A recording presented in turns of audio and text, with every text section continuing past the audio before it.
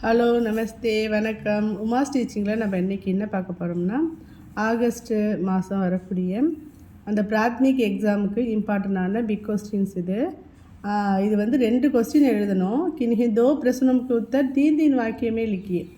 3 லைனில் நம்ம எழுதுறாப்புல இருக்கும். இதுக்கு 4 மார்க் ஒரு கொஸ்டினுக்கு, மொத்தம் 8 மார்க். இப்போ அதில் ஒரு 3 கொஸ்டின்ஸ் இப்போ பார்க்கலாம். கோடே से क्या क्या फ़ायदे होते हैं? கோடையால் குதிரையால் நமக்கு என்னென்னலாம் லாபம் கிடைக்குதுன்னா என்னென்னலாம் நமக்கு யூஸாக இருக்குது. கோடா காடி கீஞ்சித்தாக. காடி கீஞ்சித்தாகன்னா என்ன அர்த்தம்? வண்டி இழுக்கும்.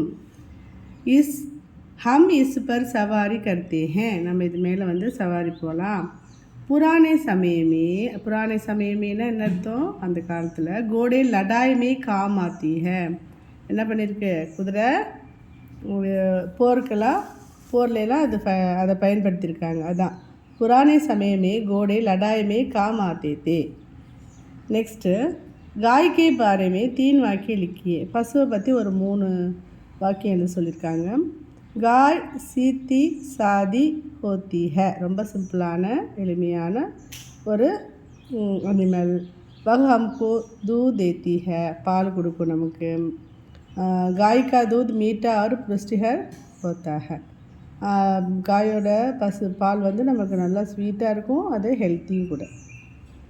நயே பாஜார் மே கஹாं கஹாं கோன் கோன் சி துக்கானே ஹே. நயே பாஜாரில் என்னென்ன மாதிரியான எங்கெங்கே என்னென்ன மாதிரியான கடைகள்லாம் ஷாப்பெல்லாம் இருக்குது.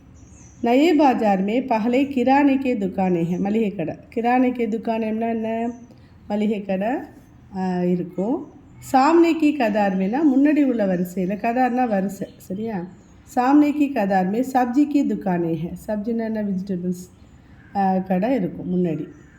பீச்சேக்கி கதார்மே பின்னாடி வந்து என்ன கடை இருக்குன்னா சாபுன் சோப்பு और कपड़े की दुकानें हैं. சோப்பு ட்ரெஸ்ஸு அந்த கடையெல்லாம் வந்து இருக்குது.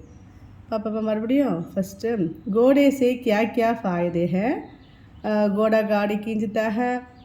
हम इस पर सवारी करते हैं. पुराने समय में घोड़े लड़ाई में काम आते थे. गाय के बारे में என்ன சொல்லலாம்னா, गाय सीधी सादी होती है. वह हमको दूध देती है. गाय का दूध मीठा और पुष्टिकर होता है. ரெண்டையும் நல்லா படிச்சுக்கோங்க. 3rd கொஸ்டின் முடிஞ்சவங்க படிச்சுங்க, இல்லாட்டி நாளைக்கு படிச்சுக்கலாம். தன்யவாத். நாளைக்கு பார்க்கலாம்.